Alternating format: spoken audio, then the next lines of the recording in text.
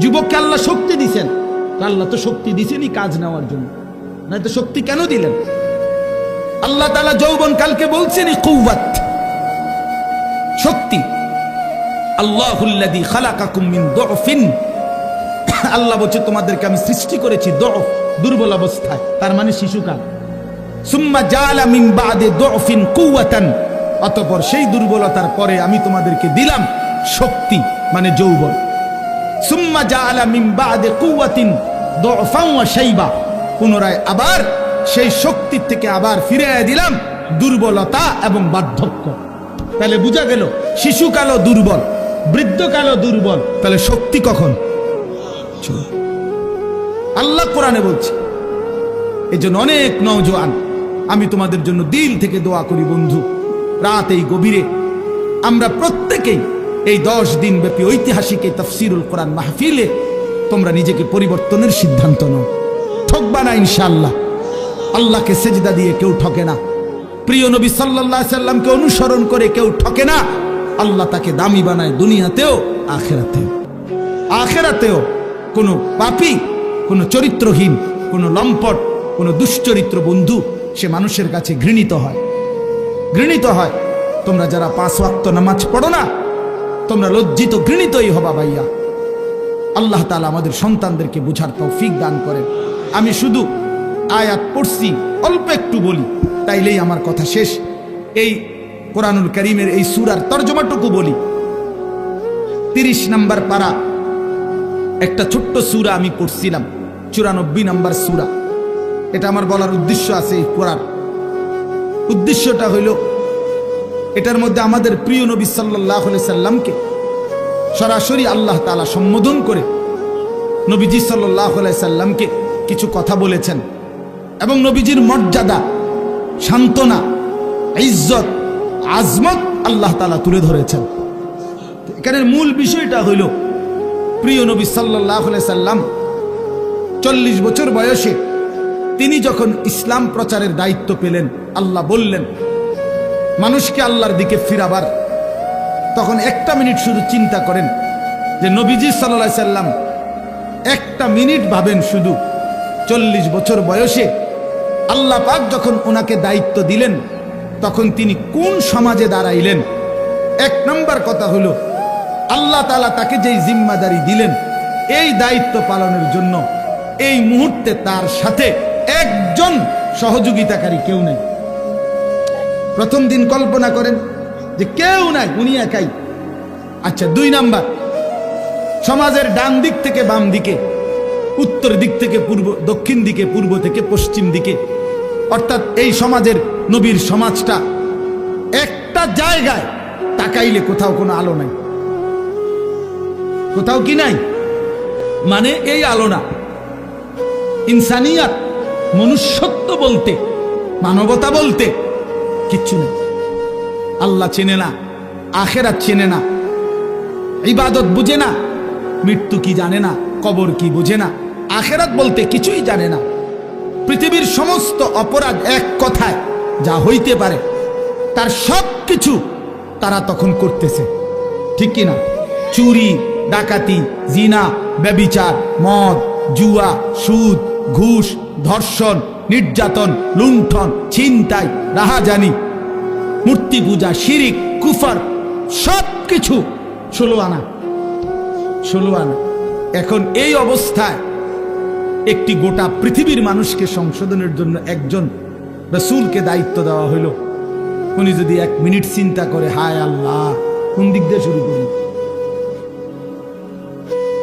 কেমনে শুরু করবো, বুঝামু কেমনে, কারে কমু, কি তা, যে এই পরিমাণ সদর বদর রিবাইল করবো কেমনে আমি, ঠিক না কথাটা? চিন্তা করলে কি পরিমাণ অন্ধকার। আমরা ইতিহাসের বইতে বলছি যে 3W ছিল আরবের মানুষদের নিত্যদিনের অভ্যাস। 3টা W, ইংরেজি W আর কি, একটা অক্ষর আছে না ইংরেজিতে, একটা হলো ওয়ার মানে যুদ্ধ, মারামারি, 2 ওমেন নারী, 3 ওয়াইন মানে মদ। যুদ্ধ, নারী, মদ, এই 3 জিনিস ছিল তাদের নিত্যদিনের কাজ। মারামারি, হানাহানি, মদের আড্ডা, জুয়ার আড্ডা, নারীর আড্ডা, এই ছিল জীবন। আপনি আশ্চর্য হবেন, আমি নিজে পড়ছি এবং হুজুর মাজা খাসিরাল আলাম বিইনহিতাতিল মুসলিমিন যে বইটা, মুসলিম উম্মার পতনে বিশ্বের কি ক্ষতি হলো, সৈয়দ আবুল হাসান আলী নদভী রাহমাতুল্লাহ লিখিত সেই পৃথিবী বিখ্যাত বই, ওলামায়ে কেরামের অক্ষরে অক্ষরে বর্তমান যুগ চাহিদা অনুপাতে আমি নওজোয়ান আলেম যারা আছেন আপনাদেরকে অনুরোধ করলাম এই বইটা পড়েন, এখানে লাইনে লাইনে পড়েন। আল্লামা আবু তাহের মিসবাহ দামাত বারাকাতুহু আদিব সাহেব হুজুর অনুবাদ করছে, এটা পড়েন, ফায়দা হবে। 1450 বছরের ইতিহাস বুঝবেন। তো ওইখানে আছে যে এই জাহিলি সমাজে একটি মতবাদ ছিল, একজন ধর্মগুরু ঘোষণা দিছিল তখনকার সময়ে নবীজির আগমনের পূর্বে 3 জিনিসে কারো কোনো একক মালিকানা নাই, সবার সমান মালিকানা। 3টা জিনিসের মধ্যে, 1 আগুন, আগুন সবার মালিকানা, 2 পানি, 3 নারী। নাউযুবিল্লাহ, কথা বুঝেন নাই? আগুন, পানি, নারী, কারো একক অধিকার নাই। নারী যেখানেই থাকুক, যার কার এটা কোনো কথা নাই, যার যেখানে ইচ্ছা উপভোগ করবে, তার কোনো ব্যক্তি স্বাধীনতা, ব্যক্তি পরিচয় বলতে কিছু নেই। এত জঘন্য ছিল সমাজ, এত নিকৃষ্ট ছিল সমাজ। সেই সমাজটাকে পরিবর্তন করার জন্য আল্লাহ তাআলা নবী সাল্লাল্লাহু আলাইহি সাল্লামকে বলছেন। আপনি চিন্তা করে দেখেন কত বড় ভারী দায়িত্ব। আমার যদি বলে যে এই বাংলাদেশের অথবা আমার ইউনিয়নের সবডি মদখোর, ফুট্টাখোর, বাবাখোর, ডাইলখোর, ইয়াবাখোর, এগুলারে ঠিক করা, তো আমার জান শেষ। এরপরে তো সুদখোর, ঘুষখোর রয়েছে আলাদাই, বাকি সিটার বাটফার তো আলাদাই আছে। শুধু বাবাখোর ঠিক করতে গেলে তো আমি দাদাখোর হয়ে যাব, আমার হায়াত শেষ হয়ে যাবে। তাইলে রাসূলুল্লাহ কথাটা খেয়ে আমি একবারে বললে ফেলবো অর্থ, শুধু প্রেক্ষাপটটা বলতেছি। নবী সাল্লাল্লাহু আলাইহি সাল্লামকে তাইলে আল্লাহ তাআলা কত বড় ভারী জিম্মাদারি দিছে। শুধু আরব না, নবীজি শুধু আরবে না, গোটা পৃথিবীর সংশোধন। আল্লাহু আকবার, গোটা পৃথিবীর সংশোধনের দায়িত্ব আল্লাহ দিছেন। আচ্ছা, এই তো একটা বিষয়, তাহলে কাজটা অনেক ভারী ছিল কিনা, যথেষ্ট পেরেশানির বিষয় ছিল কিনা? আহা, কি হবে, মনে হয় যেন একটা মহাসাগরের মাঝখানে ওনারে দাঁড় করাই দিছে যে এইবার আপনি এই সাগর পাড়ি দেন। আচ্ছা, কিভাবে? নৌকা নাই, বাহন নাই, জাহাজ নাই, অর্থাৎ কেউ নাই, মনে হয় যেন এরকম ভাবে। আচ্ছা, 2 নাম্বার, একে তো দায়িত্ব দিছে, কঠিন দায়িত্ব বোঝা। এবার আল্লাহ তাআলা বলছেন আরেকটা কথা, ফাস্তাকিম কামা উমিরতা। বন্ধু সাবধান, আপনাকে যে আদেশ করা হয়েছে, যে দায়িত্ব মানুষের সংশোধন, আমার বান্দাদের পরিবর্তন, এটার থেকে এক সুতা, এক চুল আপনি কিন্তু নড়বেন না। ফাস্তাকিম, মজবুত থাকেন, অটল থাকেন, অবিচল থাকেন, সুখে থাকেন আর দুঃখে থাকেন, জুলুম করুক, অত্যাচার করুক, নির্যাতন করুক আর বিদ্রুপ করুক, পাথর মারুক আর উটের নারী ভুড়ি চাপায় দোক, আপনারে পাথর মারুক আর যাই করুক, আপনার পেটে ভাত থাকুক কিংবা না থাকুক, আপনার সাহাবীদেরকে অত্যাচার করুক আর শহীদ করুক, ফাস্তাকিম, আপনি কিন্তু এক সুতা, এক চুল নড়বেন না। আপনার কাজ, আপনার দায়িত্ব, আপনার জিম্মাদারি আপনি আদায় করবেন। তাহলে এবার 2টা বিষয়, এক, দায়িত্বটা অনেক ভারী, আবার বলছে বাদ দন যাইতো না, সারণ যাইতো না। বিষয়টা কেমন কঠিন হয়ে গেল, কঠিন হয়ে গেল কিনা? রাসূলুল্লাহ সাল্লাল্লাহু আলাইহি সাল্লাম এই পেরেশানি, চিন্তা, উম্মতের ফিকির, সংশোধনের ফিকির, মানুষকে আল্লাহর দিকে ফিরাবার ফিকির, নবীজির অবস্থা হয়েছে যেন এমন যে কোমর বাঁকা যাইতেছে, অর্থাৎ টেনশনে, আহা আমি কি করব, কিভাবে করব? তো আল্লাহ তাআলা বলেন, বন্ধু এই সব কিছুর মোকাবেলায় আপনি শুধু এবার শুনেন, যার আল্লাহ আছে তার তো সবই আছে, তার সবই তো আছে, তা আমি সব ব্যবস্থা করতেছি।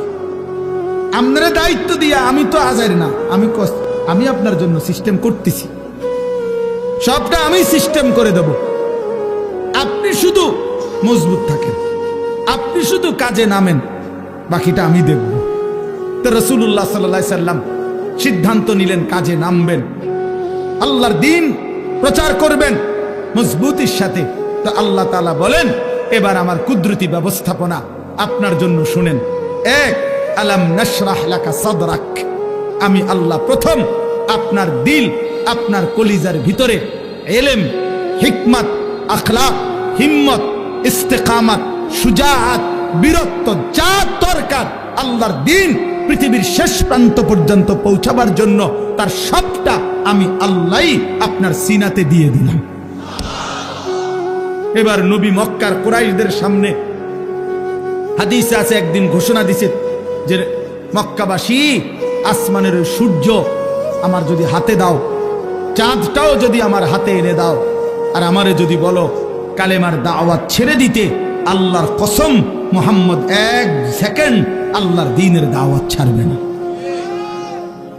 এই কলিজার মধ্যে আল্লাহ এমন ঈমান দিয়েছে, ওয়াল্লাহি লা ওয়াদাতুমুশ শামসা ফি ইয়ামিনি ওয়াল কামারা ফি ইয়াসারি ওয়া আমারতুম আন আতরুকা হাদিহি দাওয়া লান আতরুকাহা হাত্তা উনাফিজাহা আও আমুতা ইলাল্লাহ। হয় জমিনে কালেমা বাস্তবায়ন হবে, নয় আমি শহীদ হয়ে আল্লাহর কাছে ফিরে যাব, কিন্তু মাঝখানে কোনো কম্প্রোমাইজ নেই, মাঝখানে কোনো কিছু নেই, এইরকম মজবুত। তাহলে আল্লাহ তাআলা বলেন, বন্ধু আপনার সিনার মধ্যে যা দরকার ইসলামের জন্য, দ্বীন প্রচারের জন্য, কালেমার প্রচারের জন্য, সমস্ত কিছুর মোকাবেলায় আমি আল্লাহ তা পূর্ণ দিয়ে দিয়েছি।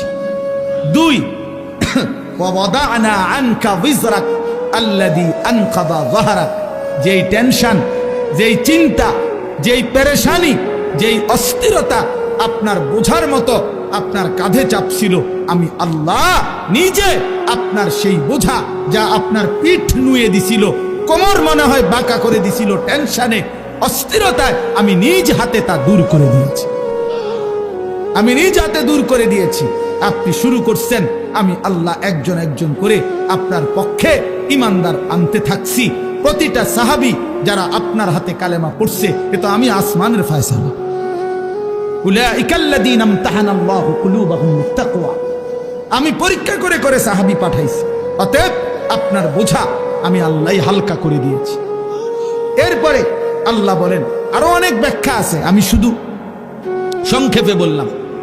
এরপরে আল্লাহ বলেন, 3 নাম্বার ব্যবস্থাপনা হইল, আপনারে ওরা বিদ্রুপ করে, এই মানুষগুলো আপনারে কখনো বলে পাগল, কখনো বলে কবি শায়ের, কখনো বলে আপনি আবলাহ, নির্বোধ, আপনাকে জাদুকর বলে, বিভিন্ন কিছু জুলুম অত্যাচার করে, আপনারে বিদ্রুপ করে, আপনাকে লজ্জিত লাঞ্ছিত করে। আল্লাহ বলে, বন্ধু ঘাবড়াবেন না, ওয়ারাফা'না লাকা যিকরাক, গোটা মাখলুকাতের উপরে আমি আল্লাহ আমার পরে আপনার মর্যাদা সবকিছুর ঊর্ধ্বে তুলে দিয়েছি। বাদাজ খুদা বুজুর্গ তুই কিসসায়ে মুখতাসার, আমি আল্লাহর পরে আপনার মর্যাদা সমস্ত সৃষ্টির উপরে। যেন আল্লাহ মেরাজে নিয়া আরশে আজিমের উপরে দাঁড় করাইয়া আল্লাহ যেন নবীকে বলছে, বন্ধু নিচের দিকে তাকায় দেখেন, আমার গোটা সৃষ্টি আপনার কদমের নিচে, আপনি গোটা মাখলুকাতের ঊর্ধ্বে, আমি আল্লাহর পরে, অতএব এটাই আপনার মর্যাদা।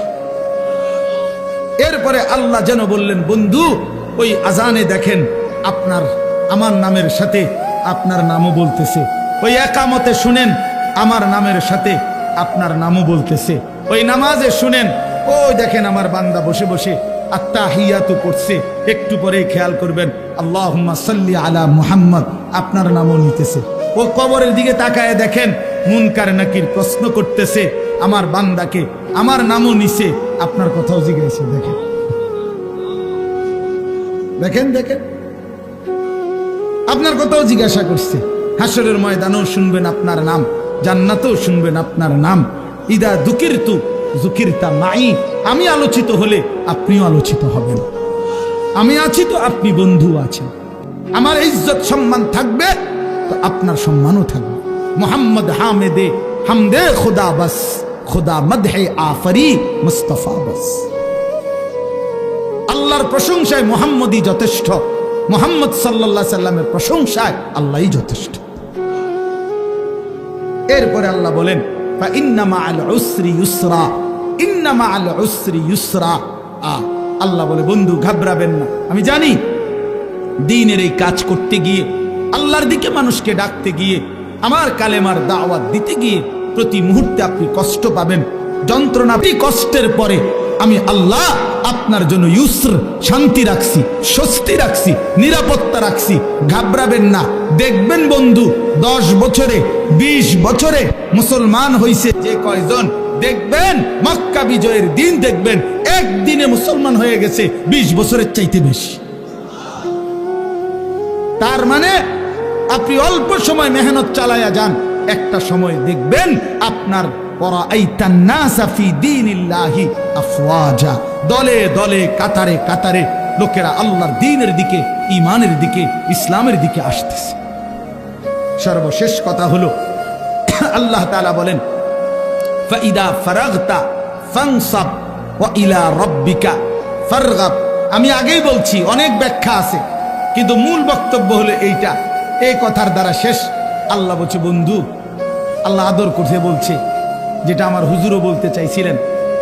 সারাদিন আপনি মানুষকে কালেমার দাওয়াত দিছেন, তাবলীগ করেছেন, ইমামত করেছেন, সাহাবায়ে কেরামকে তালিম দিয়েছেন, জিহাদের কাজ করেছেন, সারাদিন ব্যস্ত ছিলেন মানুষকে নিয়ে।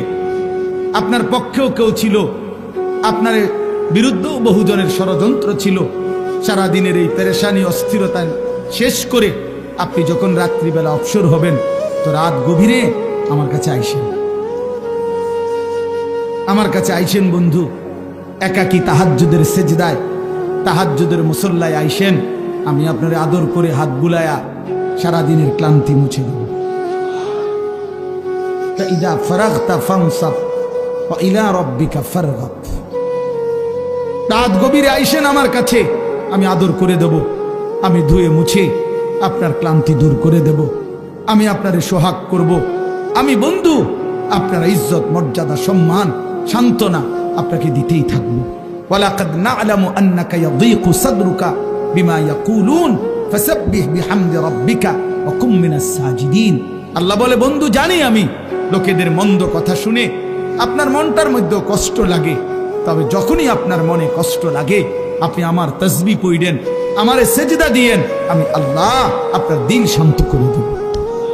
এজন্য রাত গভীরে আবারও ওই কথা আমার হুজুর বলছেন আপনাদের কাছে, শেষ রাত্রের আমল, শেষ রাত্রের কান্না, শেষ রাত্রের রোনা জারি বান্দাকে যেন আল্লাহ তাআলা একান্তই নিজের করে নেন। নিজের আল্লাহ যেন বলে বান্দা তুমি একদমই একা, আমি আল্লাহ তোমার সামনে। বলো বান্দা তোমার যা কিছু মনের যত কষ্ট, দুঃখ, বেদনা, যা চাওয়া রাতের অন্ধকারে আমাকে বলো, আমি সব দেব, সব দেব, সব দেব। এই জন্য নবীকে আল্লাহ বলছে বন্ধু সারাদিনের মেহনত থেকে যখন অবসর হবেন ফানসাব, এবার আপনি আলাদা রাত্রিবেলা পরিশ্রম করবেন, ইবাদত, দোয়া, জিকির, তেলাওয়াত, তাহাজ্জুদ, কান্নাকাটির জন্য আমার দিকে ফিরবেন। আমি আল্লাহ আপনার সমস্ত ক্লান্তি, পেরেশানি, দুঃখ দূর করে দেব। এজন্য শেষ একটা কথা বলি, তায়েফের ময়দান থেকে নবীজি সাল্লাল্লাহু আলাইহি সাল্লাম যখন রক্তাক্ত হয়ে ফিরে আসছিলেন, তখন যেই রাত্রিবেলা যেই আঙ্গুর খেজুরের বাগানে নবী আশ্রয় নিছিলেন, তো সেদিন রাত্রে রক্ত মাখা শরীর নিয়ে আল্লাহর নবী রাত গভীরে একটা লম্বা দোয়া করছিলেন। হাদিসে এই দোয়াটা আছে, লম্বা দোয়া। নবীজি সারাটা শরীর রক্তাক্ত, পায়ের জুতার সাথে লেগে গেছে জমাট রক্ত। এই অবস্থায় রাত্রি অন্ধকারে নবী গভীর রজনীতে আল্লাহ তাআলার কাছে লম্বা দোয়া করছিলেন চোখের পানি ফেলে। ওইখানে একটা কথা নবীজি সাল্লাল্লাহু আলাইহি সাল্লাম বলছিলেন যে আল্লাহ আপনি আমারে ইলা মান তাকিলনি, এই মাওলা আপনি আমারে কার কাছে পাঠাইলেন, কার কাছে পাঠাইলেন?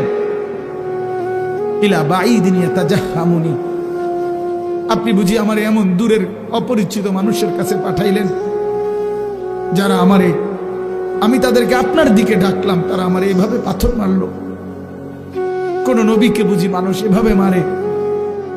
কল্যাণকামীকে মানুষ বুঝি এভাবে মারে। আম ইলা আদুবিন মাল্লাকতাহু আমরি, নাকি আপনি আমার এমন কোন দুশমনের কাছে পাঠাইলেন যার উপরে আমার কোনো ক্ষমতাই ছিল না, আপনি আমারে কার কাছে পাঠাইলেন? কিন্তু এই মনের আবেগ এগুলো বইলা এই একটা কথা হুজুর বলছে, নবীজি এটাই আমাদের শেষ কথা আমার।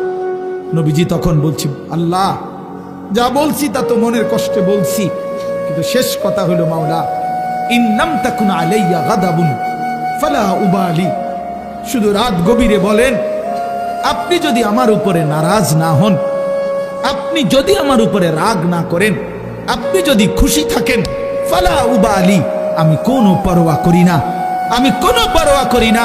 এই পাথরের আঘাত সয়ে গেলাম, শুধু আপনি বলেন আপনি আমার উপরে রাজি কিনা।